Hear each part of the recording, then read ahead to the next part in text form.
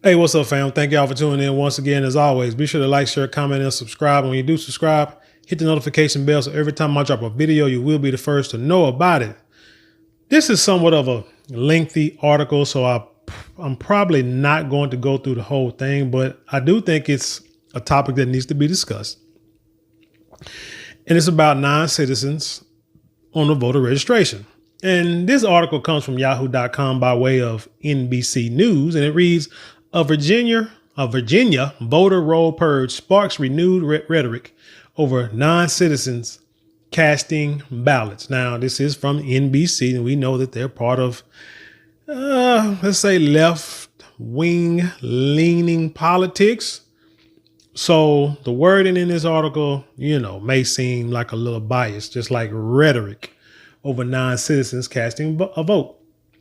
Virginia Governor Glenn Youngkin said earlier this month he had issued an executive order removing 6,303 non-citizens who had accidentally or maliciously attempted to register to vote. He said in the interview that he was not suggesting there is widespread voter fraud, but had said in an earlier interview, call me crazy, but I think American elections should be decided by American citizens. Now, years ago, I was what you call a census taker. I forgot what the professional term was, but I went door to door taking the census. Now, this is back in my days when I was going to school, trying to earn money, and doing census, couldn't really find a full-time job, trying to manage, navigate between school and work and paying bills. So I became a census, I think it's an enumerator, And you would go door to door, have my 04 Impala SS, no error, you know what I'm saying? And ride in the evening, try to be kind of, business casuals, office casual, walking from door to door, trying to, take the census of people, seeing how many people's in the house. One thing I do know is illegals will not come to the door. Illegals will not tell you how many people are in the house because they are afraid of deportation. So I'm not sure of any illegal person or non-citizen who will actually put their names on an election ballot. Don't know. But I do know this. When people have plans, you have to understand when people are scheming or planning for the long term, their long-term plans, once it goes into action, the actions could be long-term too, to where it's just not an overnight thing. Now, you may have, let's say, 6,303 non-citizens on the ballot. Here's how they could play out. You just start off with a few, like 6,000 out of 10, 15 million. And you just slide the name on the ballot and see if it's detected, right? And then if it's not, then you may start to add a few more and a few more. Matter of fact, those few that's on there, next time the election hits, let's cast a vote in the name of that person that's on the ballot. I mean, not on the ballot, but who's on the roster to be a voter. If that's not detected, then we know that we can grow it. And over time, by the time we get everything running how we want it, most of these people, we'll give them citizenship real quick. And then they'll be able to vote immediately because they're already on the roster. You see what I'm saying? And so we don't have to go through all that paperwork and mumbo jumbo, and they can go ahead and cast a vote. You have to believe that something like that can happen. Not saying that it has, not saying that it will, but you have to understand when people are scheming, because, the Democrats, they have been saying that they are afraid they're going to lose votes, especially the black votes, especially the Donald Trump or Republicans, because black folks we are demanding tangibles for our votes now. And you may say, oh, it's only a small number of us that are doing it, but that's all it takes. So you got to understand that people that are in power don't want to lose a bit of power. People who have all the money, all the power, all the resources, they don't want to lose a smidgen. You know why? Because they know that's how They got it. Somebody let them in the door and they took over. Whether they stole it from their own people or other people, it didn't matter. Allow me to buy a piece of land from you. Let me give you a small trinket and you give me this land. It's so much land, you're not going to miss it. Let me get about 100 acres. And then they go to another one and say, let me get some of this. Let me get some more land. And next thing you know, they got so much land. Now they can sit there and say, hey, I own all of this. It happens all the time. And then if you want to fight for it, we can fight because I have all the weapons and the resources to wipe your people out. You don't let your enemies, you don't let those beneath you get even more than a crumb of what you want to give them. Because what's the old adage? You give them an inch, they take a yard. Folks in power believe that. So if our people, Black Americans, freedmen's, descendants of freedmen's, we are demanding tangibles and reparations in the cash reparations in the form of cash payments, bills that's going to help Black Americans out. Once we start asking for that, the people in power is like, okay, now we got to make a move. We're going to have to do something. What can we do before this gets out of hand? We're not going to wait like we did back in the 50s and 60s and damn near 70s.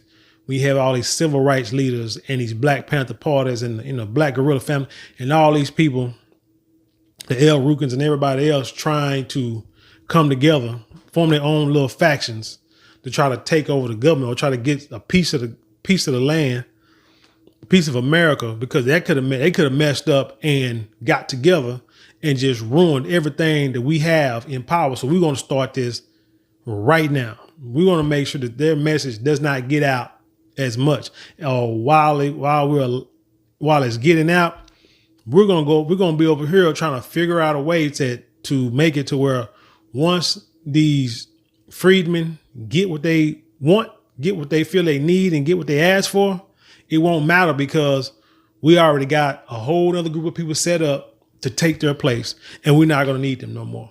You got to believe that's how people, the powers that be, how they think and how they act. So the news quickly spread. Former President Donald Trump and House Speaker Mike Johnson and others praised Youngkin's order in tweets and retweets, saying he was keeping illegals and illegal aliens or non-citizens from voting. Yet the governor's August 7th order didn't state whether any of the 6,303 people removed from the voters' rolls over the past 18 months were non-citizens who actually voted, or if there was an error and they later turned out to be citizens. His office didn't provide that information when asked by NBC. But months before the election day, the Republican rhetoric around non-citizen voting is propagating the falsehood that masses of undocumented immigrants are voting in the U.S. elections, according to voting, civil, and immigrant right groups. Such rhetoric contributes to the erosion of the confidence in the electoral process, the group said. Like I say, you can tell, this story is biased. It was something I wanted to see. Massive voting conspiracy theory trying to say it was debunked about this illegal voting. I don't think they're going to do a whole lot of voting. It's just a little bit, it's going to start small. So we're going to say, this is just 6,000. That's not a lot. It's like 10 million of them. They're not voting. Shoot, the way it's going, you let Kamala Harris get in and become president. By the time the end of her 4 years have hit, all 12 or 15 or 20 million illegal migrants that have came over here for asylum seeking, the majority of them will probably be made citizens, have driver license, ID cards, and be able to vote. Mark my words. It said what we are seeing is a concerted effort at the state, federal level to stoke fears about non-citizen voting. Obviously, that's tied to xenophobic rhetoric, oh Lord, about immigration generally, said Alice Clapman, senior counsel for voting rights at the Progressive Brennan Center for Justice. Yeah. So like I say, this is a lengthy article. I'm gonna post it down in the description so you can read it yourself. But it's basically saying that a small group of non-citizens' names on the voting roster. It also said something about there were some people that was removed in the past that were citizens but were removed, by accident, but then it was put back on there. It is what it is. The way the voting is set up, it just needs to be changed. I mean, you have errors, you have problems, there are ways to hack it. I mean, how many of these big companies we see being hacked all the doggone time? So it's not beyond belief that something can happen in the world. False votes are being cast or people being left off, no votes not counting, or people hitting the button and it's hitting the wrong person. Yeah, I mean, that's what happens when everything goes digital and electronic and things are not tangible and things are not on paper. I think all voting should be written. I mean, I really do think voting should be done with the card. Like, you put your card in, voting on paper, and they count it that way. I really do. Forget the chads and all that kind of stuff from back in the day, because, like I said, the computers can make mistakes, but not really make mistakes. Hey, they can be manipulated easily. They can easily be manipulated, more easily than somebody, putting the ballot in the box. But then, you might have somebody who just take ballot boxes and throw them off the side of the river. I believe that probably has happened.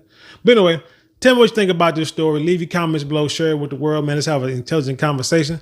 Hey, thank y'all for watching, but don't forget to like, share, comment, and subscribe. Those 4 ways of support. Cost you nothing but maybe a couple of minutes out your day, but they mean the world and everything to us down here. But if you like to support financially, you can go to the description box. You can, so you can give super thanks, super chats, or go to the description and click on some links there. There are a couple links there where you can support financially there. Also, don't forget to go to marlonmorale.com. That's marlonmorale.com, where you can buy, we got perfumes, silk, real silks, 100% silks, beard kits, toiletry bags, hanging bags, and like purses for the women. There's a lot of things there. All luxury items, and get 10% off your first order. That's again, marlonmorale.com, and get 10% off your first order. And with that being said, I'll leave you in peace, and I'll see you on the other side.